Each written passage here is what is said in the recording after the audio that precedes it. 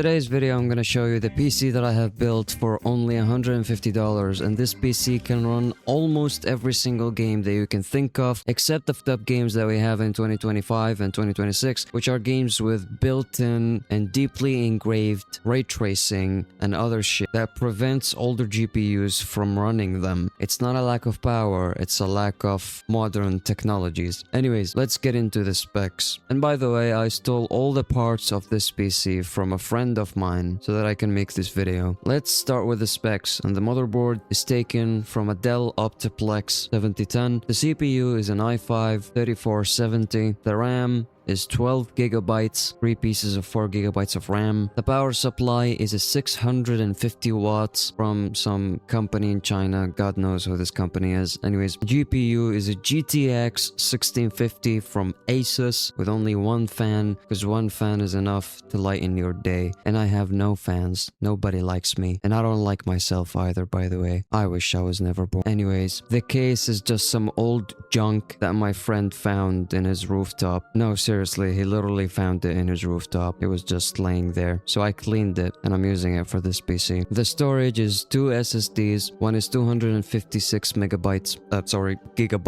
and the other is 180 gigabytes from Intel. One of those SSD is actually one that I stole from another laptop that I made a video on my main channel, and hopefully soon I will make an English version of it and post it here and add some depression to it, because here I can be myself. For real, I don't have to act. I hate myself. And so, let's get to the building process and put together this piece of crap that I made. First of all, you must put the IO shield. Please don't forget the fucking IO shield, because if you do, you're gonna have to rebuild the entire freaking PC. So don't forget the IO shield. Slide in the motherboard. And now we gotta slide in the power supply and the GPU. We're gonna connect the cables of the power supply, like the 24-pin connector. And by the way, when you build a PC, make sure every single connector is 100% all the way down, is 100% connected. Don't have any loose power supply connections. This is serious. This is as serious as my depression. Don't let any loose power supply cable in your build. And I also had to add an RGB fan so that we have some lighting. It's actually LED, not RGB, but you know, whatever, it works. So this is the final results. And now let's watch some benchmarks. We're gonna start with CS2, and as you guys can see, we'll put all the settings to low except for the FSR. We did not enable it. It's on disabled. And as you guys can see, we're getting around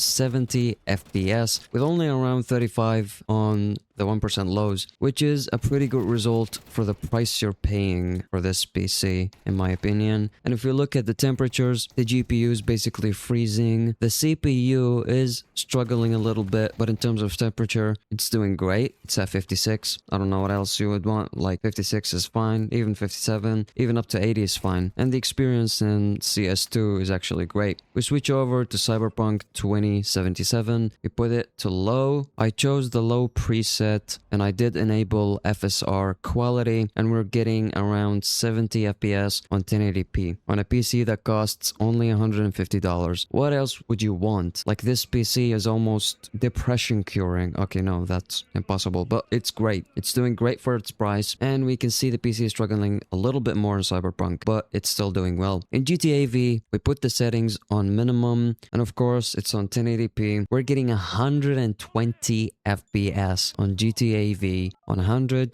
PC. We're in such a good era of PCs, except for the shortages of RAM and GPUs. We're in a good era if you exclude the shortages and the companies screwing the customers and going to AI. But other than that, it's such a good era for computers. You can get a really cheap PC that plays everything. We switch over to Fortnite, and of course I cranked down the settings to as low as possible so we can get the best experience, and we're getting a nice 70 plus FPS. But for some reason, I don't know what's wrong with this game, for some reason we're getting horrible, horrendous, awful drops in FPS and in 1% lows, which completely ruined the experience. But I think it was because that's the first game, and sometimes in Fortnite, the first game you'll play on a new PC is like kind of shader compiling, sort of. So it's why the experience is so laggy. I think the second game that I played on the PC did not have as many FPS drops. And so we switch over to Ghost of Tsushima, which is one of the modern games that do require a little bit of power, and still we're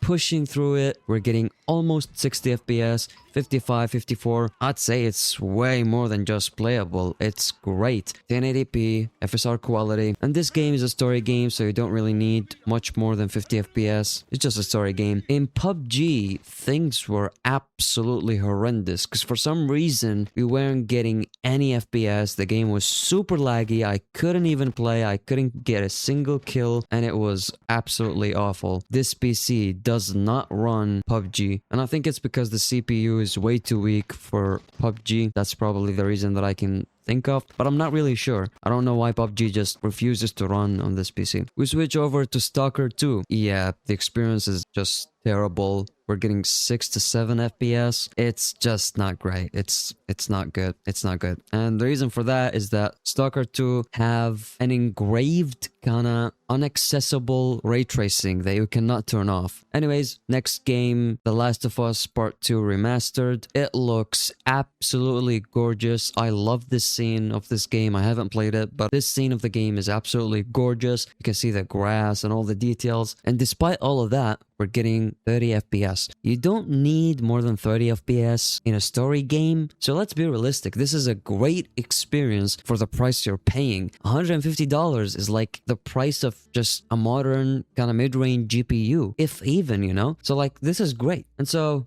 let's get to the conclusion. This PC is absolutely great. It's one of the best PCs I have ever built in my life. And if you want to get the same PC for yourself, I think it would be better if you kind of tried to get a better CPU. If you can put some extra $50 or something, you're gonna get a better CPU that's maybe more upgradable. I don't recommend getting 4th gen of Intel because it's really old, and as you saw, some games just don't run on such an old CPU. Other than that, even though I did a great job building this PC and recording this video, and I did a great job editing this video and the one before it, and the many videos that I have uploaded on my main channel, by the way, if you want to watch it, it's in Arabic and it's called Okami PC. Anyways, despite all the work and effort that I put into both of these channels, I still feel like crap. I hate myself, and I'm not getting paid well thanks to the fact that I live in Iraq and the RPM sucks, and now we have some banking issues and I can't even get my money. That is less than 3 digits, by the way. Yes, that's how low my income from YouTube is despite my efforts. And so thanks for watching.